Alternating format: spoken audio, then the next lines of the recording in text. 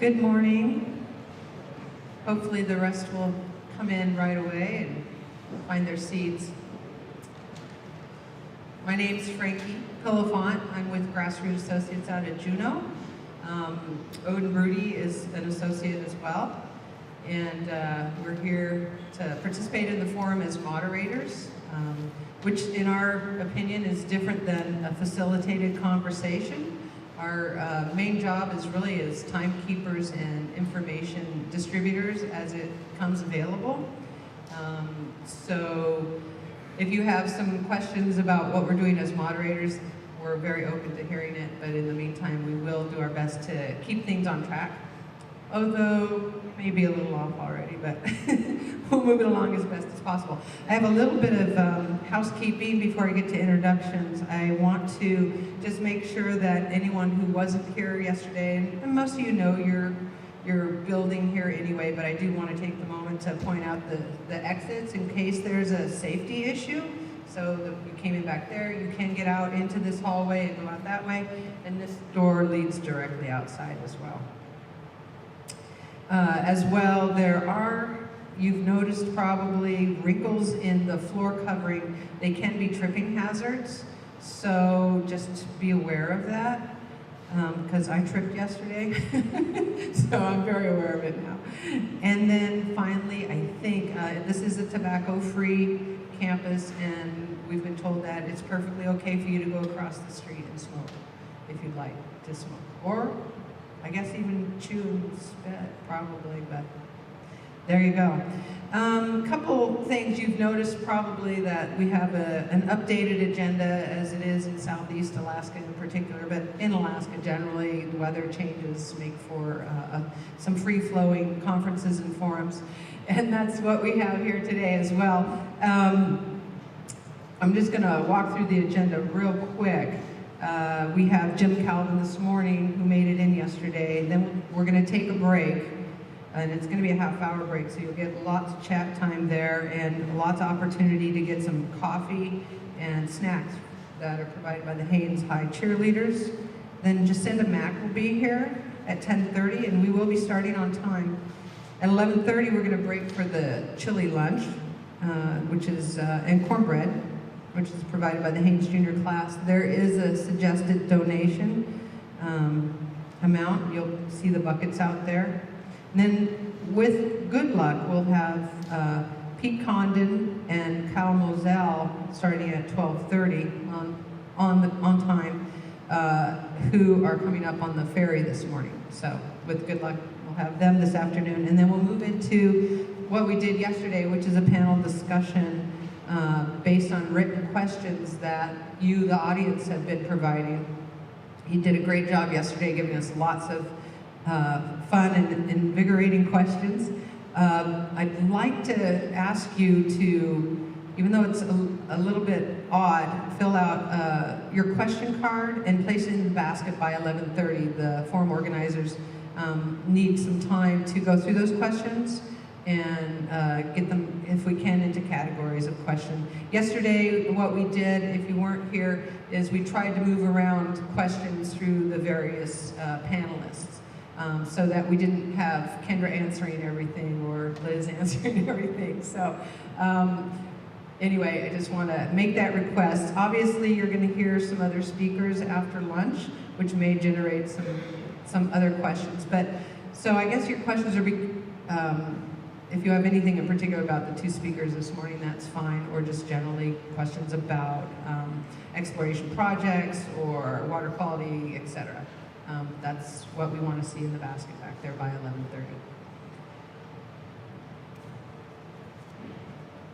11:30. I'd like to, as we did yesterday, make a couple of introductions here. I see that Mayor Jan Hill is here, and I see that Kimberly Strom is here as well. Did Harriet come in yet? I haven't seen her. Harriet Brule? She may come in. Anyway, we have some welcoming remarks from Kimberly and from Mayor Hill. If you wouldn't mind coming forward, we'd love that. Thank you.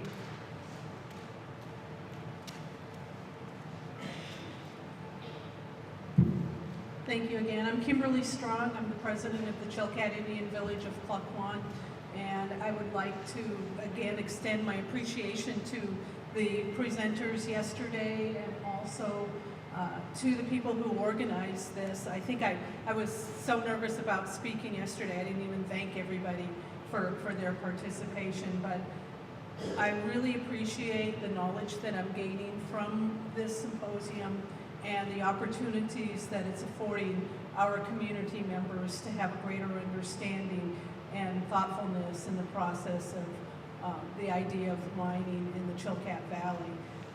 I always believe in the foundation of trust, and having a forum like this gives us that opportunity to develop a stronger unity of trust with a foundation of understanding.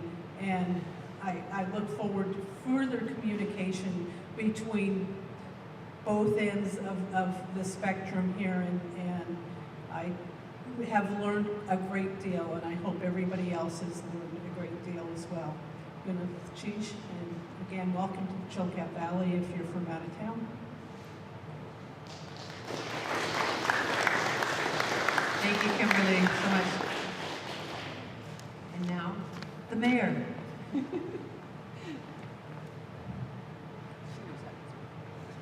I hope.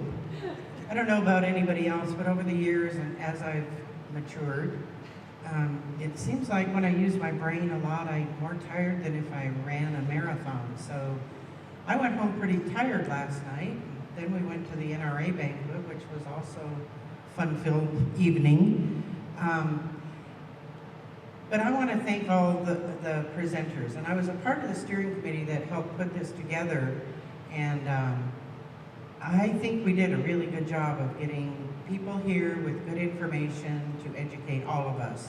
I think we all think we know a certain amount of things, and we probably do, but every once in a while somebody can change your mind or can add to what you already thought you knew. Mining has been a part of the Chilkat Valley for a long, long time, and I think that responsible mining is important. Responsible, any kind of activity is important.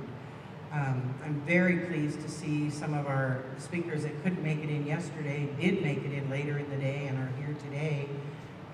Been looking forward to hearing from all of these people, and I would just like to ditto everything that Kimberly said.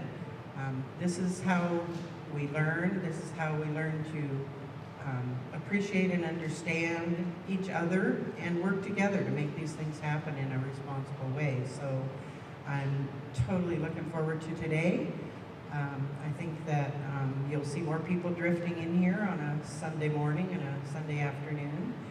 And let's see how much more we can learn today. So welcome to day 2 of our forum. And I think that I'm going to speak on behalf of the committee that put this together. I think you'll see us doing this again. So welcome and thank you.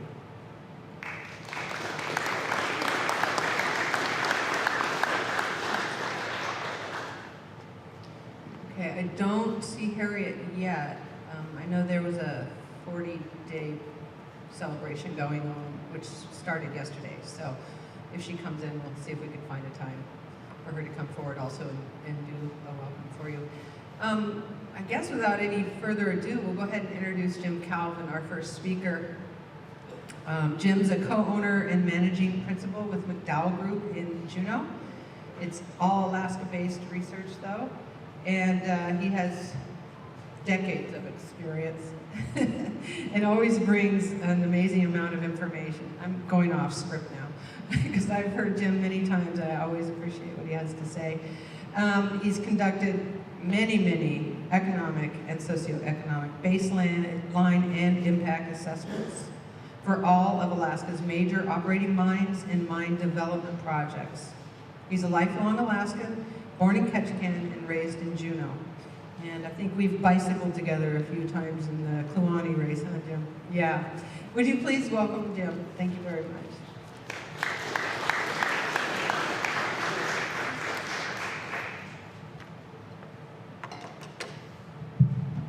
Good morning, everyone. I'm going to try holding the mic and not keeping the screen in my back and you in my back First, let me offer my apologies for totally messing up the schedule for the forum. I gambled on making it on the airplane on Friday instead of taking the ferry, and I lost the gamble. So thank you to Derek and Frankie and Odin and the other speakers for accommodating my travel misadventures. I'm very happy to be here, finally. Let's go to the first slide. I'd like to, before we jump into the meat of the presentation, I'd like to take a few minutes to introduce the McDowell Group to you. I think many of you are familiar with us, or have at least heard of us. We're a multidisciplinary research and consulting firm that's been in business for, gosh, almost 45 years now, I guess. We have offices in Anchorage and Juneau, and we have folks that live and work in the lower 48 as well. As I said, very multidisciplinary. We are very active in the seafood industry. The Alaska Seafood Marketing Institute is one of our longtime clients. We've been their research contractor for 18 years now, doing market research and economic impact studies and a number of other various research and consulting assignments. Also do a lot of work for seafood processors and business feasibility studies and the like, market assessments. We're also very, very busy in the visitor industry. We, again, are the state's research contractor on the Alaska Visitor Statistics Program, which is a giant statewide intercept survey research project where we grab hold of visitors as they leave the state and ask them all kinds of questions about where they've been and what they've been doing and how much money they spent and how they planned their trip. And that database forms the base for Alaska's marketing efforts and the industry's marketing efforts in the state. Obviously wouldn't be here today if we didn't have some experience in the mining industry. My background includes a bachelor's degree in environmental geology and a master's in mineral economics, so I oversee most of the firm's mining-related research and consulting assignments. Also very busy in education. We're University of Alaska, a very important client of ours, local school districts, other education-related organizations, more and more healthcare work, mainly out of our Anchorage office, transportation planning, all across the spectrum of Alaska industry. We do economic impact studies, cost-benefit analysis, market research, business feasibility studies, program evaluations, the gamut. As I said, we've served perhaps 400 clients over the course of our history, state and local government, federal government, a lot of nonprofit organizations, for-profit entities as well.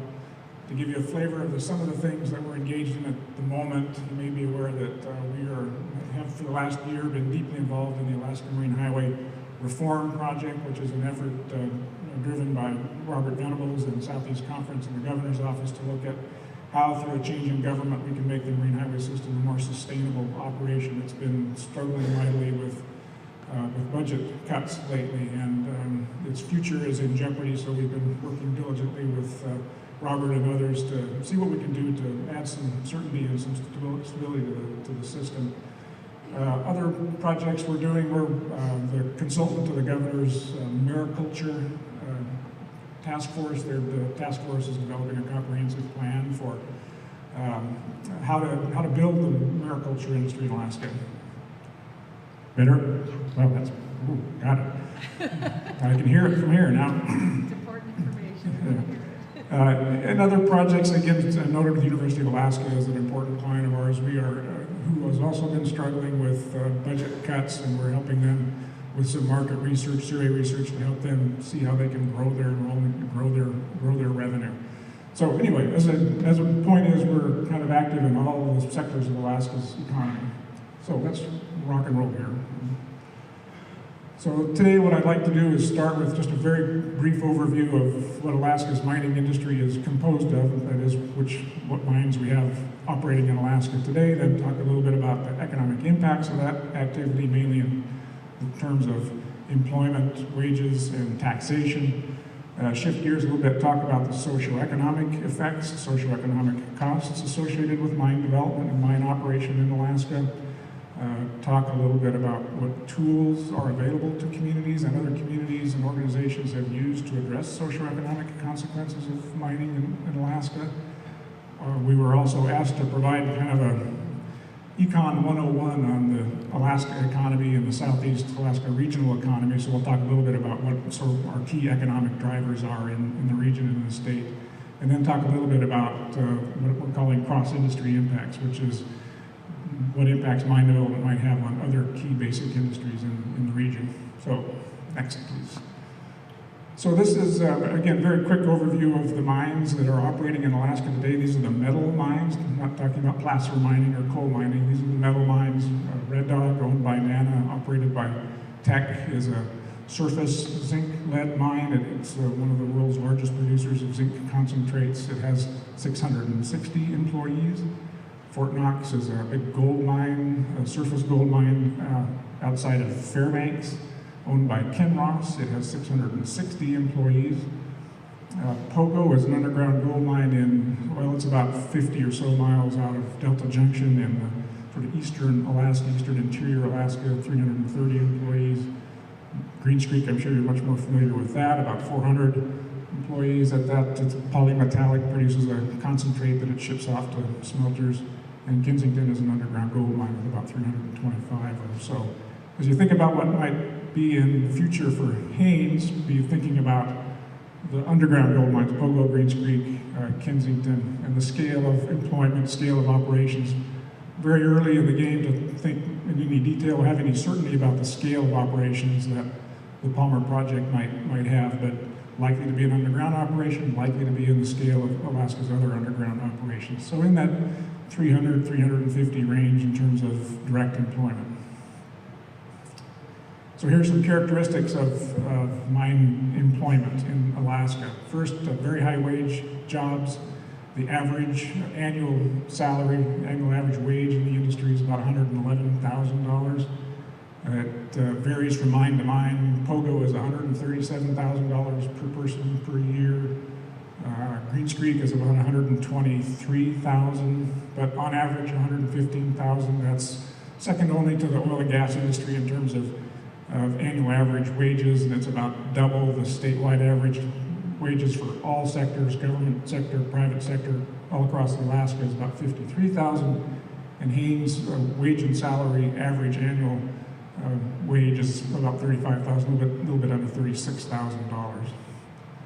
Other important characteristics of mining-related employment is that it's pretty dependent on non-resident participation. Alaska's economy in general is dependent on non-residents. About a third of all of the mining workforce in Alaska is non-resident. The statewide average is about 21%, so 1 in 5 workers in Alaska is not a resident of the state. The Haynes average, if you go to the published data, 45% of the workforce is non-resident. That's badly skewed by the Excursion Inlet Seafood Processing Operation, which has about 350 employees, and they're about 90% non-resident. If you pull those folks out of the data, you find that Haynes is about 30% non-resident workforce, a bit above the statewide average. Other industries, or seafood processing in general, is about 75 or 80% non-resident. Oil and gas industry is a little bit higher than mining in terms of its dependence on non-residents. Certainly folks that work on the slope, I think they're about 37, 38% non-resident, latest data that I've seen. So we rely on non-residents for sure, and so does the mining industry. Another important thing to think about as you think about mining industry employment is that many different occupations included in the workforce. A quick scan of Pogo's labor force showed about 80 different occupations. These are those professional, technical, administrative, managerial, mechanics all across the board. So a lot of different skill levels required.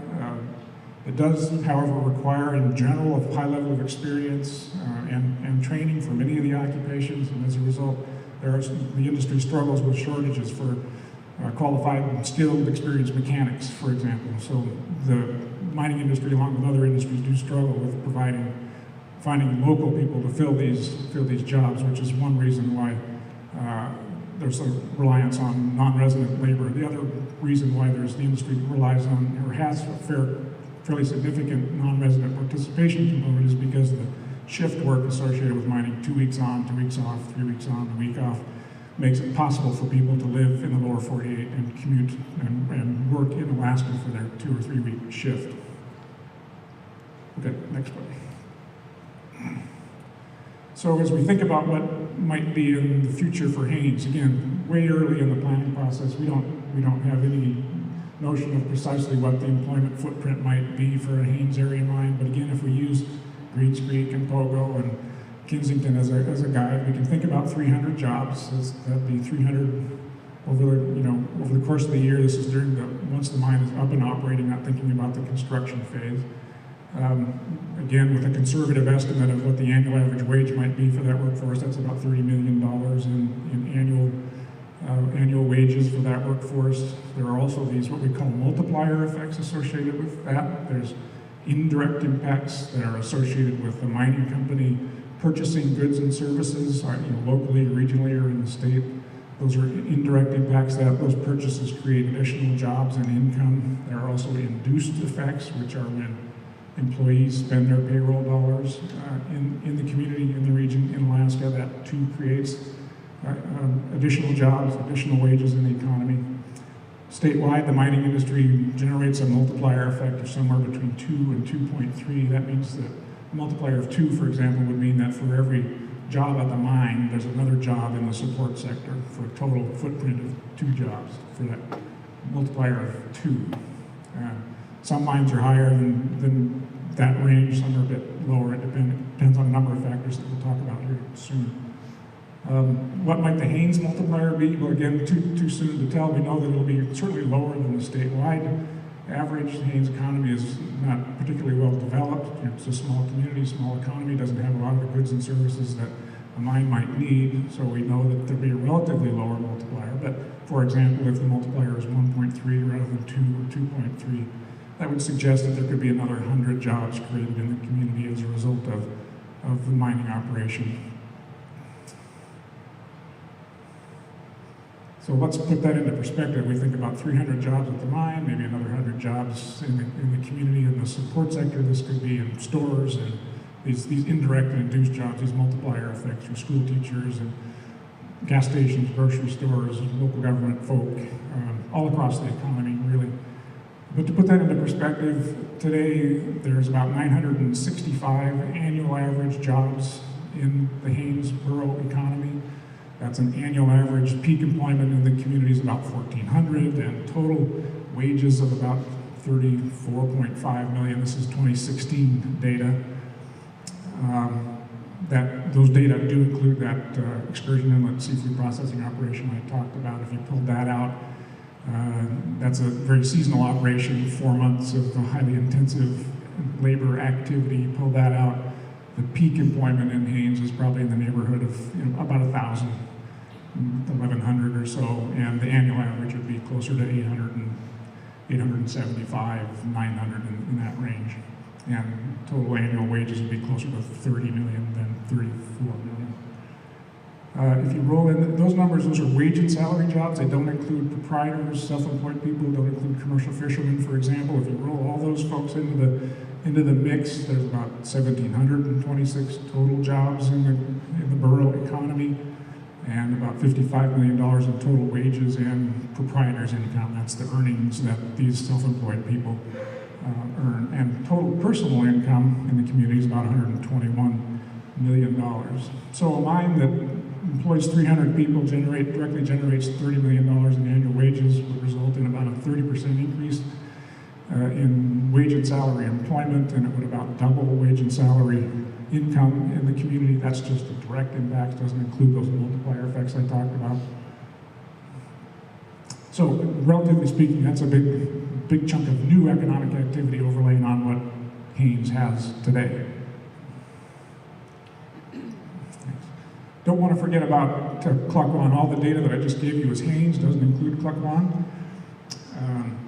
Klukwan, again, as a very small community, has a great deal at stake with this discussion. What we know about the economy there is obviously a high degree of dependence on subsistence, but in the cash economy, about 46 people employed, according to government data, 873,000 in annual wages, and total personal income of about $2.6 million. So just keep in mind Klukwan as we think about these numbers and try and get a sense of relative impact.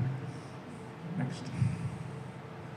Okay, changing gears to talk about mine taxation for a minute. Operating mines in Alaska pay the state a variety of taxes and fees. There's a mining license tax that is essentially a tax based on net profit that tops at about 7% of net profit. All of them operating mines in Alaska today have, on average, over the last 5 or 6 years, produced about $40 million in revenue that goes to the state general fund, essentially. Mines also pay a corporate income tax. The peak tax, well, it's a corporate tax, I think, peaks at about 9.4%. Again, all of the operating mines in Alaska have generated about $32 million on average each year over the last 4, 5, or 6 years. There are a variety of other payments. If a mining property is on state land, it'll pay a royalty, and that royalty is 3% of net profit. And I believe that that half of that royalty goes into the permanent fund, the other half goes into the general fund. There are a variety of other fees, rents, and so forth that the industry pays, and all those together account for about $20 million in annual revenue flowing to state government. So all told, about $90 million a year. It varies quite significantly year to year, depending on profitability, depending on metal prices, and so forth. Perhaps more important, more relevant today is the local property tax issue. Robert may have talked a little bit about this yesterday, but mines are very, very capital intensive businesses. That means they invest a lot of money in infrastructure and facilities and in equipment, and as a result, they provide a significant and valuable tax base for communities. Here's a few examples. Red Dog isn't subject to a property tax, but it pays to the Northwest Arctic Borough a payment in lieu of taxes. It accounts for 75% of all the revenue that supports Northwest Arctic Borough operations. Without Red Dog, there really wouldn't be a Northwest Arctic Borough. It's paid about $11 million in a PILT in 2016. They've since renegotiated that PILT, and going forward, at least for the next 10 years, they'll be paying somewhere between $20 and $26 million annually to the borough. And again, that's drives all borough operations, essentially the Northwest Arctic Borough. Fort Knox is the largest property taxpayer in Fairbanks. For the Fairbanks North Star Borough, it paid $8.3 million in 2016. Closer to home here, Juneau, the Greens Creek paid $1.7 million in property taxes last year. They're the single largest property taxpayer in the community. The second largest property taxpayer is Kensington Mine at about $1.4 million. The two mines, Greens Creek, I think currently has an assessed value of $210 million, roughly. I think Kensington is assessed at about $180 or $190 million. So big property tax footprint associated with mines that are within jurisdictions that have property taxes. Pogo is not in a jurisdiction where there's a property tax. They also pay a payment in lieu of taxes to Delta Junction and make other payments to the community to address socioeconomic issues. Next one. So again, let's try and put these numbers into perspective for Haines. Haines' current fiscal year 2018 budget includes $2.4 million in property tax revenues and $1.4 million in sales tax revenues. If you had a mine that had an assessed value, for example, $150 million, a little bit less than what Greens Creek and Kensington are assessed at. But if it were assessed at $150 million and the tax rate, I think the current sort of base rate in Haines that's not in a service area is about 7.24 mils. Apply that to $150 million, and it's $1.1 million in annual property tax revenues flowing to community coffers. Obviously, assessments change year to year. We've observed in Juneau that they really typically don't trend down because mines are continually reinvesting in plant and equipment, so their assessed value stays fairly consistent over time, and the tax revenues are also consistent over time. So 1.1 million would be a 40% increase in borough property tax revenues, big increase. That doesn't include any of the property tax revenues that might be associated with the mine workforce residing in the community and either directly or indirectly paying property taxes. And of course, there are sales tax implications associated with mine development and mine operations. To the extent that the mining company purchases goods and services in the community, there'll be some sales tax revenue. To the extent that that employees and that their families that reside in the community also purchase goods and services, there'll be sales tax revenue associated with that. Really too early to predict what those total values might be. Next one. Okay, let's change gears and talk more about the socioeconomic side of the equation. These are the impacts in the community associated with mine development. We really don't have any great models in Alaska to help us understand where Haines might be ultimately in this discussion. Juneau is an economy with 32,000 people and 20,000 jobs, so when Greens Creek was developed, it was pretty seamlessly integrated into the existing economy. Same thing with Kensington, so really no noticeable change in the socioeconomic fabric in the community or any change in what you might need for basic infrastructure, what you might need in the schools or housing stock. Same thing with Fort Knox. Their mine workforce resides entirely in Fairbanks. This is an economy that's got 80,000 people and 40,000, 50,000 jobs. So again, it really just a very small marginal change in demand for basic human services, housing, public safety, and so forth. And Red Dog is very remote. There's no nearby communities. We'd love an opportunity to take a little deeper look at Pogo, which is 40 or 50 miles from Delta Junction, and we've observed that their population has increased about 30% since the mine was first opened in 2006. And we can see today that the various revenues and pilts that Pogo pays to Delta Junction account for about a quarter of their total local government revenue. So, but we haven't researched that in detail and hope to at some point. But meantime, a Greens Creek scale or Kensington scale mine close to a community that's of 2,500 people is something that will be, can't foresee based on what we've seen elsewhere in the state, what might be coming. But this is the range of things that you have to think about. One is housing.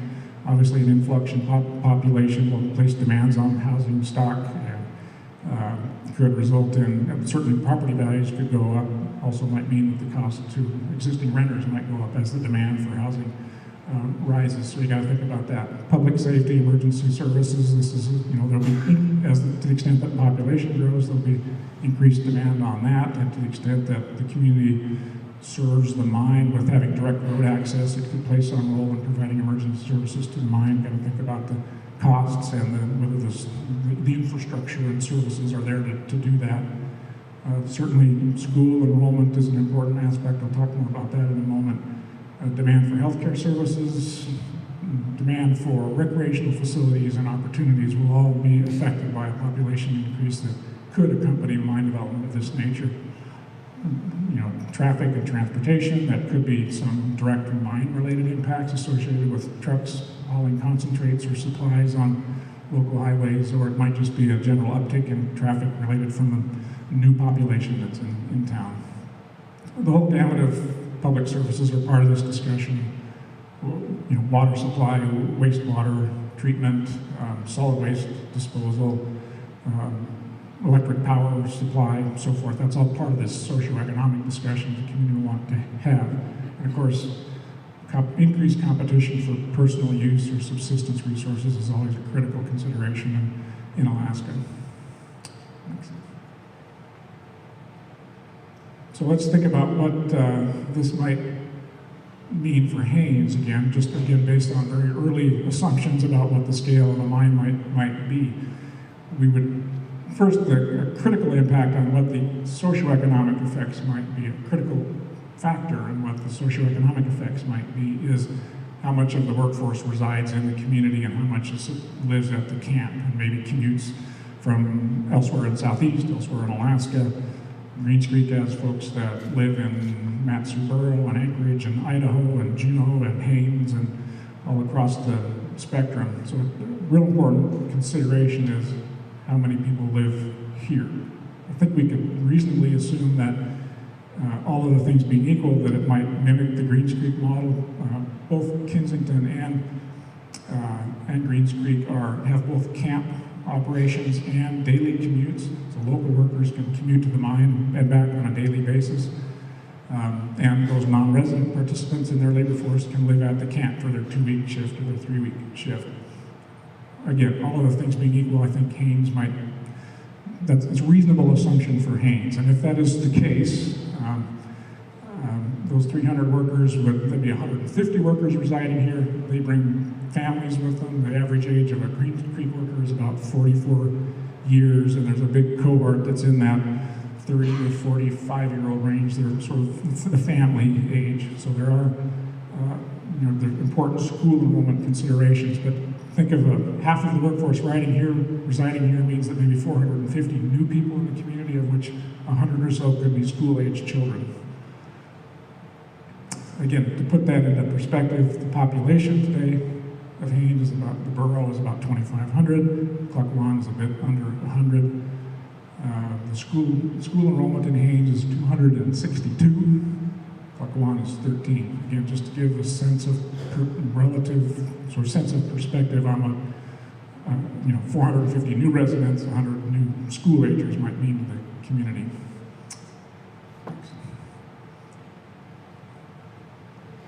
A few other considerations I think that we often are legitimate and that we hear about and are important for the community to be aware of are things like mine life. Well, it's a finite resource that we're extracting here, and eventually the mine will close. It may be 20 years or 50 years, but it is a finite resource. And what about when the mine closes? There are two aspects of this. One is that unplanned closure, which can have its own unique set of socioeconomic consequences. All I can say about that is that it happens rarely and more rarely going forward. And we have a pretty good track record here in Alaska. One thing is that the mine development is an immensely expensive undertaking. It's 300 million, $500 million. I think Kensington is probably up to $400 million in their total investment there. Red Dog is approaching $1 billion for their initial and ongoing investment. Some of the big projects that are on the drawing board up in the interior, the Diamond Creek project, big gold mine effort, has got an initial development cost of about $5 billion. The Live and Good project, another gold mine out of the Fairbanks area, has got a development cost of $1.8 billion. So point being that when you're investing such significant funds of money, you want to have a great deal of certainty that you're making a good investment and that you don't misread the mineralogy of the deposit, that you don't misunderstand the geotechnics of the deposit, and you can't mine like you thought you were going to be able to. You can't recover the ore or the metals like you thought you were going to be able to, and you have to close down. It can happen, but less and less certainly less than it used to. Again, good track record in Alaska. Red Dog opened in 1989 and has been in continuous operation since then. Fort Knox opened in 1996 and has been in continuous operation since then. Pogo opened in 2006, continuous operation since then. Kensington's brand new. Greens Creek opened in 1989. They did close in 1994 and 1995, but reopened in 96 and have been in continuous operation since then.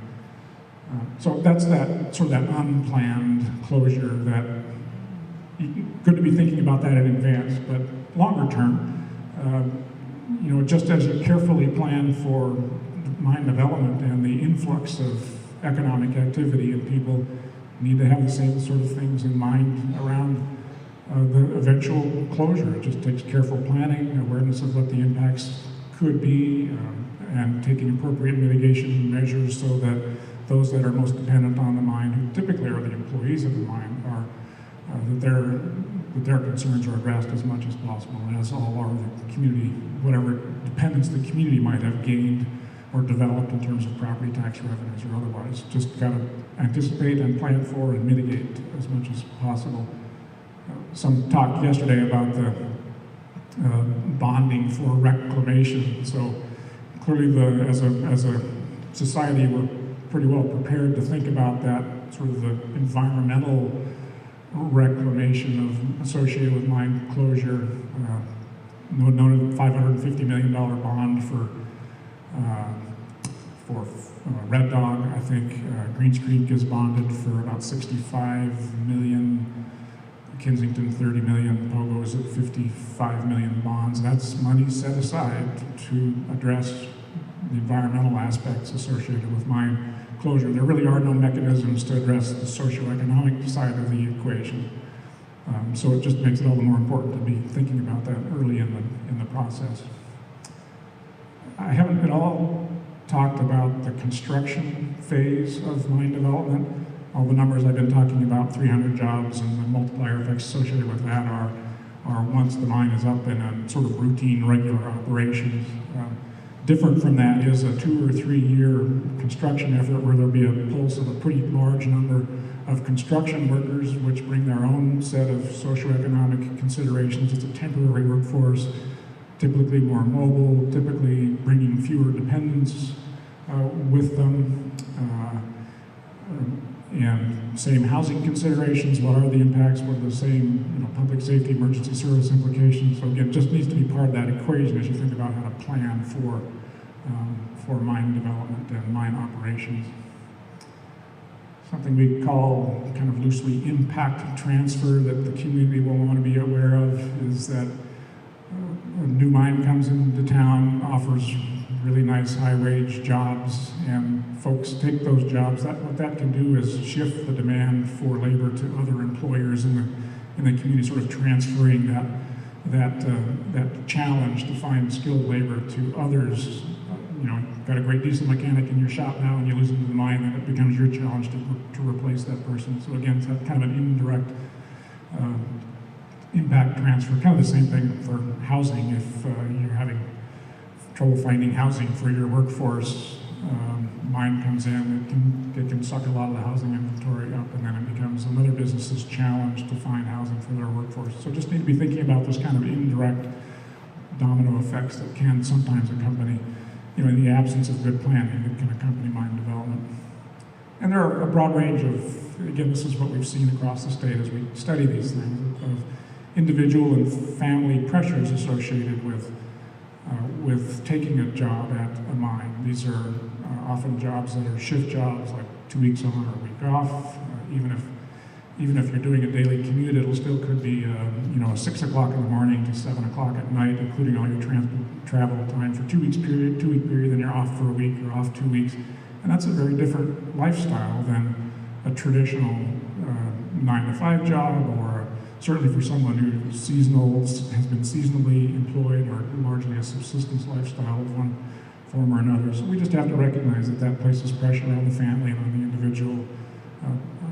Things like daycare, for example, or something to think about in that regard. One interesting feature that we observed out of the Red Dog project was that when people were secured these nice, high-paying jobs, that may have lived in Kivalina or Kotzebue or somewhere else in Northwest Arctic Borough, they now suddenly had the financial wherewithal to live wherever they wanted. And some of those folks did leave the region and move to Anchorage, where they felt that schools were better, or some other aspect of life was better for them and their families. So these kind of high-wage jobs in the mining industry can promote some labor mobility, depending on the mine. The Fort Knox mine out of Fairbanks is strictly a daily commute. There's no camp support there at all. So it's a little different beast than where you do have a camp and you can work 2 weeks on or a week off. So let's go to the next one. So what do we do to address socioeconomic impacts? Well, first you want to mitigate those impacts, the negative impacts. You want to enhance the local benefits as much as you possibly can, and you need to monitor carefully what, both positive and negative aspects of an increase in your local population. The way that other communities, entities, organizations have addressed this, we see this more and more going forward, and see this with some of the big diamond mines in Canada, for example, where they use sort of social agreements, social benefit agreements, and various sorts of formal or semi-formal plans to enhance benefits, mitigate costs. And again, these can be between mining companies and tribal entities, between mining companies and local governments, between mining companies and nonprofits. But it's the sitting down in advance and developing an agreement in advance about these things that's critical, and having monitoring tools in place. Next one. So what sort of, I guess, the tools to enhance economic benefits are fairly obvious. You want, employment training and apprenticeships programs available for local people. Again, as I said, the industry has a certain set of relatively low-skilled jobs that it can offer, but there are also a lot of high-skilled jobs that require some training and education. So to the extent that you can offer apprenticeship and training programs, offer scholarships for kids who might want to go to school to study geology or mining engineering or environmental sciences, whatever the case may be, that can benefit the community. You can think about what sort of formal accommodations can be made to allow people that are accustomed to a subsistence lifestyle, for example, to participate in the workforce. That might be allowing time off during peak subsistence activities. We've seen that at other mines in Alaska. You can have agreements with the business community on local purchases of goods and services, again, to enhance that multiplier effect. The more money that's spent with local businesses, the greater that multiplier effect could be, and the greater the indirect sales tax and the indirect property tax that can come from mining activity. Things like child care programs can have a huge difference on the ability for local people to participate in mining employment opportunity. It can be development foundations where money is set aside for business development that is narrowly focused on business activities that supply goods and services to the mine. Next one. Tools for mitigating the negative impacts. Again, typically it's about finding funding to whatever impacts you want to mitigate. It's about money, so cost sharing or cost reimbursement arrangements. If there's a big uptick in demand for emergency medical services or healthcare, again, you can see a big impact on local schools to the extent that sort of traditional funding mechanisms don't keep pace with the increased demand on schools. Then there can be these agreements to help the community with that.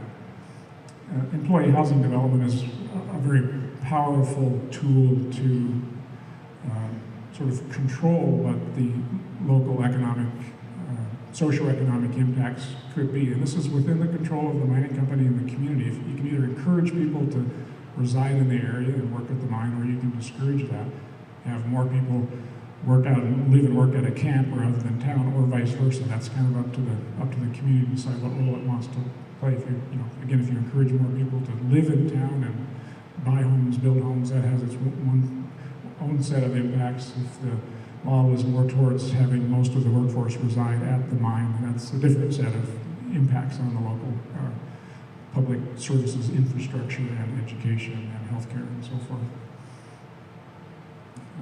We see mines that have sort of community or culturally sensitive operating practices. This could be as simple as the timing of when you allow truck traffic through town so that it's not in the middle of the night and waking people up, or again, it can be those policies around how you allow people to pursue some traditional subsistence activities while still remaining employed at the mine.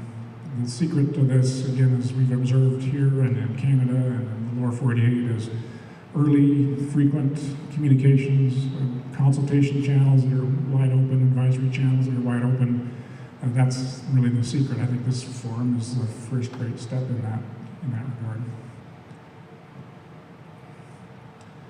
Again, monitoring is key to this. We really have to know in some detail where the community is now in terms of its basic socioeconomic fabric. We have to have a baseline from which we can detect changes going forward that are related to the mine, and to the extent that those changes are real and detected, take the appropriate steps to mitigate those costs, enhance those benefits. These monitors monitoring programs can focus on family and individual well-being. They can focus on particular effects on disadvantaged populations, local worker recruitment, effect on the subsistence-related activity, effect on the cash economy. Again, you want to be thinking about a pretty broad suite of socioeconomic indicators. First, establish a baseline, develop metrics that are meaningful and can be updated relatively easily without great expense, and updated regularly so you're just able to see how you're doing with respect to enhancing benefits, mitigating costs. So we were also asked to provide a kind of an economics 101 on the regional economy. So I got a few slides here just to get everyone on the same page about what makes Alaska tick economically, at least with respect to the cash economy.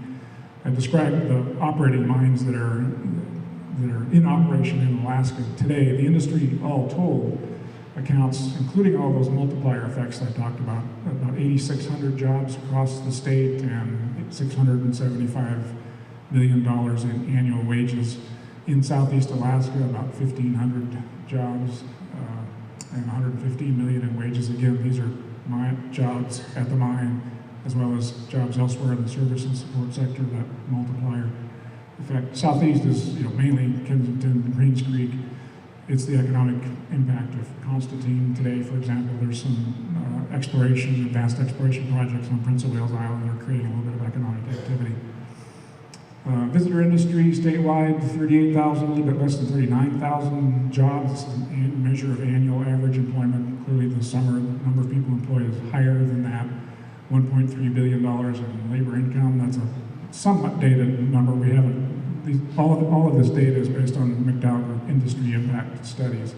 We haven't looked at the visitor industry for several years now and hope to do so here soon. But in any case, it's considered 40,000 jobs and coming up on $1.5 billion in wages all across Alaska. Southeast, about 11,000 jobs are related to the visitor industry and a little over $400 million in annual wages.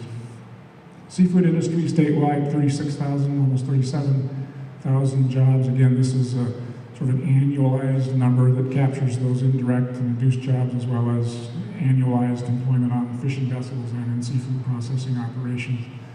Clearly the peak is much, much higher than that. $2 billion in earnings. In Southeast, about 8,200 jobs and 380 million. That's a 2015-2016 average. Oil and gas, clearly from a statewide perspective, is the elephant in the room. It accounts for over 100,000 jobs in Alaska's economy and about $6 billion in 5 minutes? Okay. Just about that. $6 billion in Southeast.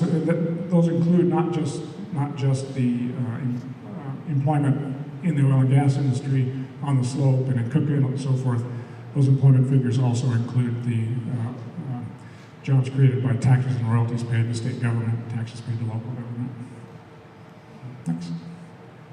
Government plays a very important role in the economy, for sure. Federal government in particular. Federal government is really we have kind of you've heard the analogy of our economy is really a three-legged stool with the oil and gas industry, federal government, and then everything else.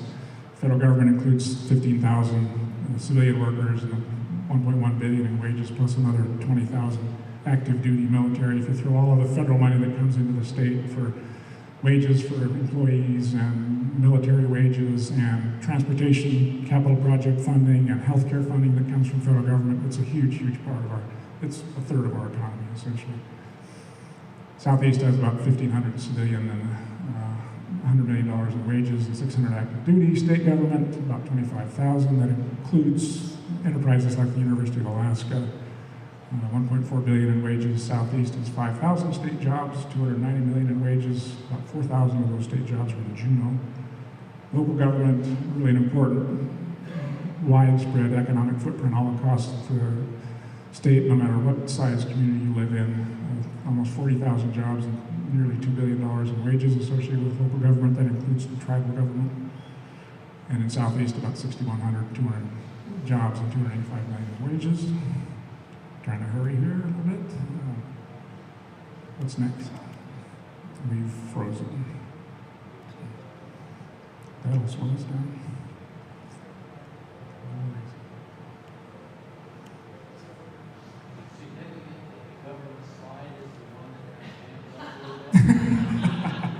I like that.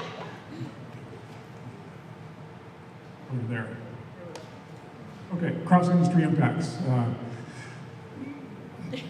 Don't have a lot to say about this, but did want to acknowledge that certainly it's an issue as we think about mineral resource development. What are the implications for other industries that are dependent on natural resources? We really, in terms of the visitor industry, see mainly complementary relationships as we look at the active mines across the state. I'll talk a little bit more about that in a minute. Seafood industry, that's front and center in the public mind these days, is the relationship between mining and salmon and the commercial fishing industry and subsistence resources. We've been and are involved in all aspects of that discussion. We've recently completed some work for Salmon State looking at the economic value associated with transboundary watersheds. We've been pretty deeply involved in the Bristol Bay salmon fishery economic baseline work. And so, again, that's just something that the state and communities are wrestling with, is what do we make of that? What is that relationship? I think we can pretty safely say that the track record for Alaska mines is pretty good in that regard, in that none of the activities, at least that we're aware of, for the 5 principal operating mines haven't had detrimental effects on commercial fishing resources that we've seen. Again, I talked a little bit about some of where the relationships are generally positive between one industry and the other, mining and other industries. Construction is certainly one example. A $500 million construction project means good things for the construction sector, no doubt about that. And it's not just that one-time pulse. There's, mines are continually investing in new infrastructure, keeping construction contractors busy over the course of the mining life, really. Transportation, mines rely a lot on different forms of transportation. You can see a mine here would rely on, be a substantial increase in barge service. There'd be a lot of trucking into the community. An operation like Pogo is interesting. It's supplied by barge through Valdez, by container ship through Anchorage, rail barge through Whittier, and truck from the Alaska Highway. So, perhaps there's backhaul opportunities with a lot of inbound volume of supplies to support the mine. There could be backhaul opportunities for fish or other products going back to the lower 48. Mines depend on helicopter services. The visitor industry depends on helicopter services. Economic activity associated with mines will bring more people into hotels and restaurants in the community, not just employees, but that business-related travel. So there's some cross benefits between the visitor industry and mining in that regard as well. Lastly, I want to just sort of acknowledge what we describe to clients who come to us, say, help us understand the landscape, the socioeconomic landscape that a prospective mine developer needs to consider as they're just initiating an exploration project. This is how we would describe it to them, that they need to think about native culture and native considerations in sort of 3 basic broad areas. One is corporate, where the ANCSA corporations can have important business interests associated with mine development. NANA, case in point, NANA receives 30%, soon to be 35% of all the profits that Red Dog produces. Chilkat Corporation will have much the same relationship with Donlin Creek if that's developed. ANCSA corporations, again, Red Dog, case in point, Red Dog has a lot of NANA has subsidiary operations that provide a range of goods and services to the Red Dog mine. There's also tribal interests that you have to think about. Those are different interests in many respects. They may have health and social services interests to consider. This would be the Central Council, for example, and we're had a Central Council. They have economic development interest as well, child care, and that whole spectrum of social services interests as well as economic development interests. And then finally, there's that sort of personal subsistence level of consideration, recognizing that access to subsistence resources preserving, protecting subsistence resources, and maintaining access to those resources is a critical part of the discussion around the socioeconomic considerations of mine development.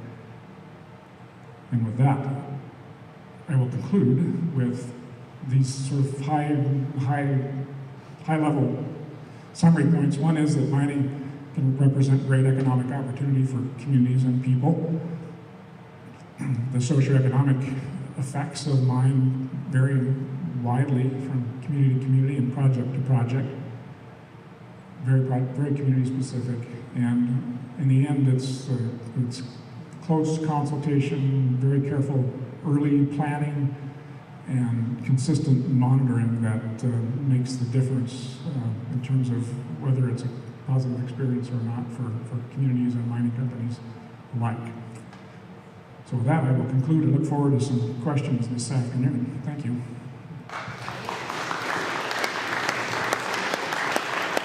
Thank you. That was great. Yeah, I will look forward to giving you some questions this afternoon. I'm sure they're out there. Let's go ahead and take a break right now.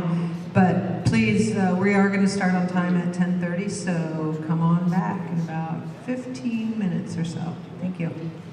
Okay, we're pleased to have Jacinda Mack, and getting to introduce Jacinda is a member of the Secwepemc and the Nunavut Nations in what is now known as British Columbia. Mack holds a Master of Arts degree from York University's Communication and Culture program and a Bachelor of Arts from the University of Victoria. She's worked with First Nations communities on the Central Coast and Northern Interior of BC as a community organizer, researcher, and self-government coordinator regarding First Nation territory-related issues. She makes her home in Williams Lake, one of the communities affected by the tailings spill at Mount Poly, Canada's worst mining disaster. Mack is the coordinator of First Nations Women Advocating Responsible Mining, a coalition of women leaders dedicated to mining reform in BC. And then today, Jacinda we're going to go ahead and between now and lunch, Jacinda will make a presentation, and we'll go ahead and entertain some questions from the participants before we go to lunch. Jacinda?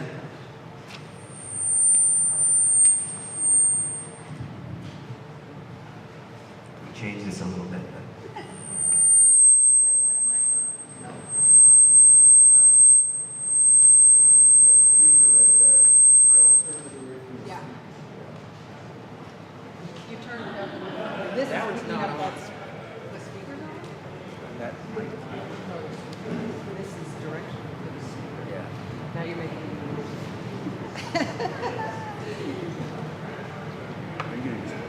Yeah, I can just hold it. And I need to say from which? Just don't get too close. That one?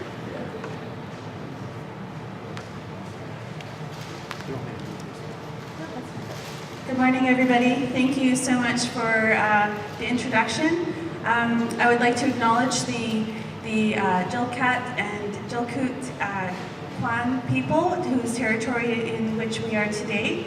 I'd like to thank the organizers for inviting me here today, and all of you for taking time to be here, away from your families, from your homes, people who have traveled in near and far. I traveled in, it took me 2 days to get here. I took the loop. I went to Skagway by a happy coincidence, and we're going to drive back through Whitehorse so I get to see this beautiful country. Whenever I'm going to move up in front of here. Whenever I travel to a place to speak, I always like to get a feel for the land before I get there, and to try to spend some time in the community before I speak, just to kind of feel what it's like to be there. And I just have to say that this is stunning, stunning, beautiful country here, and that you're very, very lucky to be from here, and I feel so blessed to be here. So my name is Jacinda Mack. I come from two small First Nation communities in British Columbia. And we have been very much impacted by mining in our territory. I work with a group called First Nations Women Advocating Responsible Mining, and this group was formed by women leadership, First Nations leadership in British Columbia about 10 years ago, who were having to deal with a lot of exploration and large hard rock mining operations within their territories. And we needed to come together to basically understand what these processes were, what the impacts were in our communities, what the benefits were, and to make some really informed decisions about what was happening in our community and how we could be involved. And so the group that I work with, the women, are all leaders in their own right in their communities, and have really shared a lot of experience. And I've had the benefit of learning from their experience in their territories as well. I've traveled from Mexico across the United States, Canada, speaking and learning in Indigenous communities about similar issues. And it usually comes down to one thing in every place, and that's the protection of clean water. That's the common thread, because that's the common factor that we all depend on, whether you're Indigenous or not. So although my experience and perspective comes from primarily my Indigenous teachings and upbringing, this is a human issue. We all need clean water. I prepared this presentation based on our experience with mining in our territory, and based on my experience and learning and knowledge about the Canadian model of mining. And the Canadian model of mining, it's very, there are a lot of things that Canadian companies do because it's shaped by Canadian laws around mining. And then this model, in large part, is exported to other countries around the world.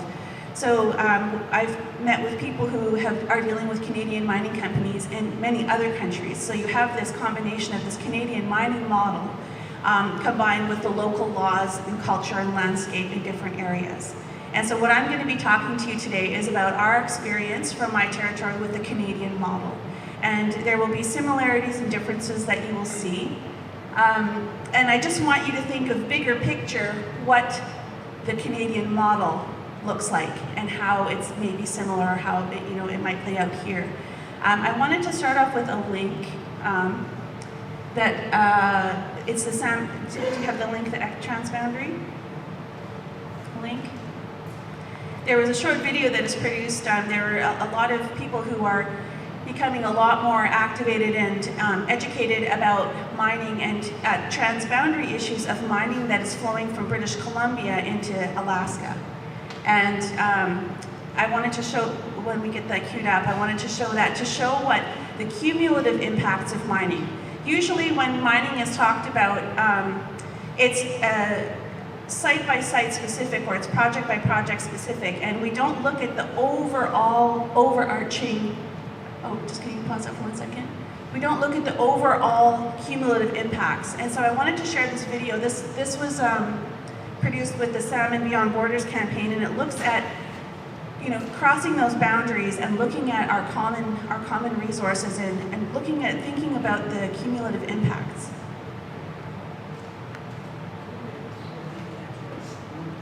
Yeah, we need this now.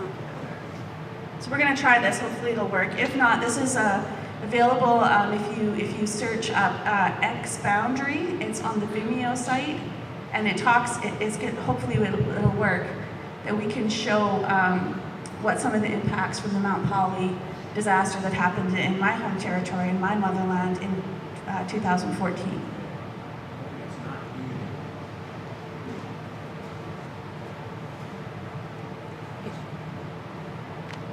You should be able to hear water.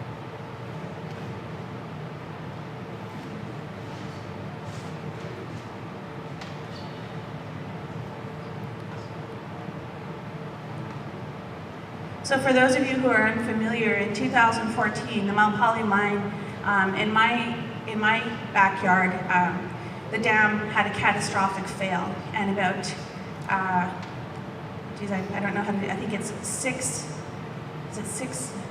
I was going to do a conversion into gallons, I can't think of it. In metric, it's a 25 million cubic meters of mining waste was released into the environment. It went into fish-bearing streams, it went into our salmon nursery for the entire Fraser watershed.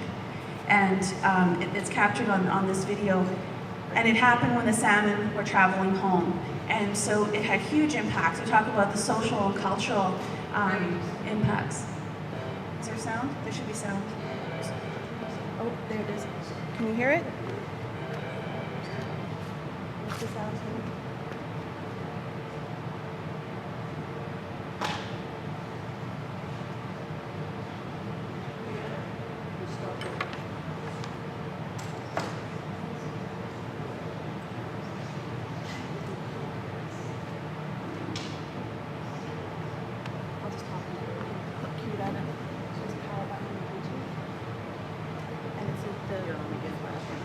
Okay, so they're going to get that queued up.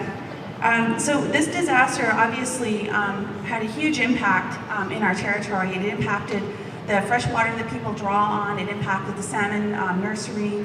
It impacted all of the people who live in the area. And the ripple effects from this have been huge. And a lot of the impacts we still haven't come to full circle with, because we are in less than one salmon cycle since the disasters happened. And really a lot of the social and cultural impacts, there's been so much stress in our communities. There's been a lot of divisions and people not trusting each other and trusting the company and the government, because there's been a lot of disinformation that has been going back and forth. After the disaster happened, there was a complete water ban that was issued, and then it was revoked, and then it was reissued, and then it was revoked, and then it was issued again. And people didn't know who to trust or who to talk to. Can you pause it?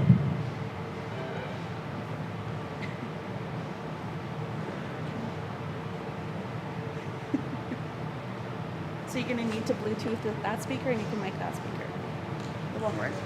It won't work. Get a millennial to help us here. It's my daughter, Layla. So, I mean, when we think about mining, a lot of the times, all of the presentations that I've been to, it doesn't really matter what project it is. We hear, basically, with the Canadian model, we hear what all of the economic benefits would be, what the jobs will be, there will be local hires, there's going to be all of these things, but what you don't hear about are the things that kind of come afterward. Can you pause it? Can you pause it?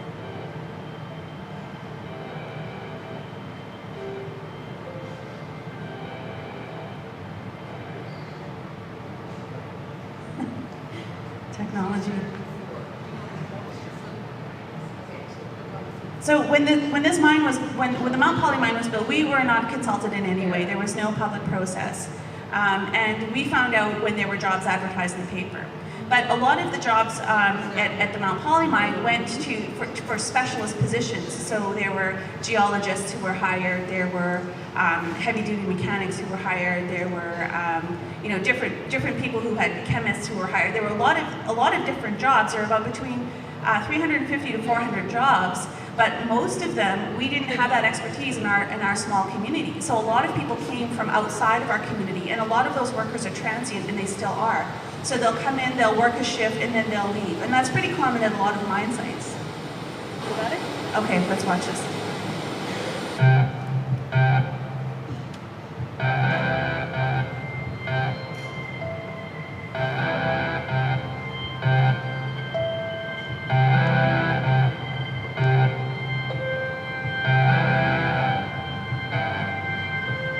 Our natural surroundings here really define how we live our lives, how we relate to each other. There's energy, there's a pulse, it's almost like being in a big city or the stock market, you're wheeling, you're dealing, things are moving. There's wild Alaskan salmon, or maybe they're wild Canadian salmon, and they're feeding the world. Southeast Alaska's fishery is over $1 billion. Tourism is over $1 billion in industry. I can't think of much money that I've made in my life that wasn't because of it. 4 words, man. Companies pay the bills. Huge, huge, huge. I mean, it doesn't get any bigger. This is it. It's like the farmer depends on rain for his crops. We depend on our environment.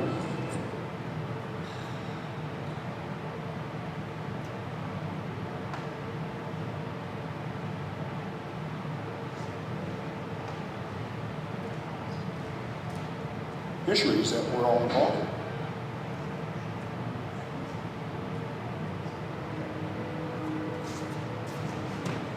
Yes, that's British Columbia, and yes, this is Alaska, but as far as the fish and the nature and the essence of the river, there's no line there. But the bulk of these fish are coming back to these 3 big transboundary rivers, the Takustakeen and the Unik. And if you see impacts to the fish in there, those impacts are going to cascade across Southeast Alaska through the different economic sectors. No matter where you fish in Southeast Alaska, you're probably at risk from some of the effects of these mines.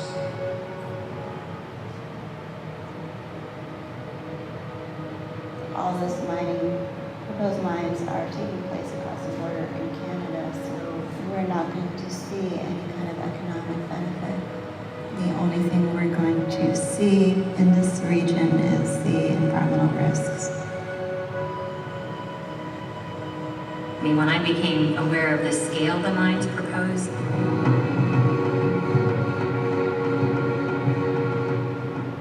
the tailings dams up there are going to have to contain several billion tons of acid-generating rock. That stuff has to be kept out of the waters forever. Forever is a hell of a long time. I haven't seen data that convinces me that we have that capability in those kind of rugged places.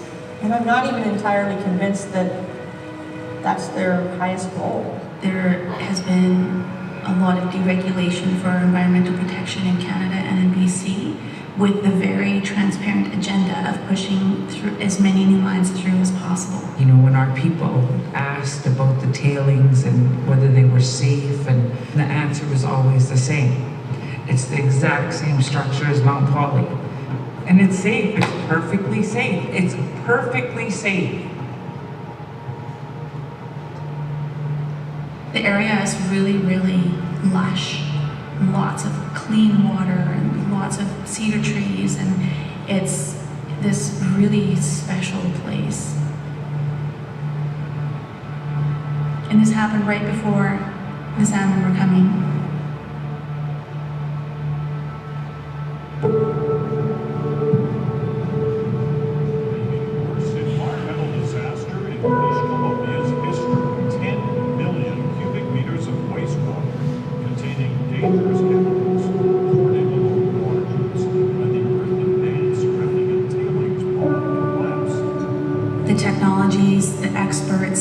Everybody was on deck when they built Mount Poly Mine as the shining example of new mining in British Columbia, and it failed in less than 20 years. This disaster, what happened out in Quesnel Lake, that's our children's inheritance. This is what we're leaving them. Is there any sense of how much cost it would be to put the dam back, and what kind of insurance coverage do you have?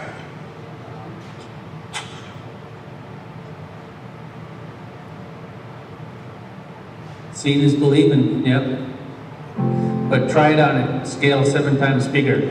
Tribes, commercial and sport fishermen, subsistence fishermen, a lot of the local governments. Right now you've got almost all sectors of Southeast in agreement that these BC mines are a threat to our interest over here. There's not enough controls on them, and we want more engagement from the state of Alaska and the U.S. feds. What would you say to Secretary Kerry? I would say that, you know, he has a responsibility to protect probably the last pristine piece of the United States and do it with everything he has.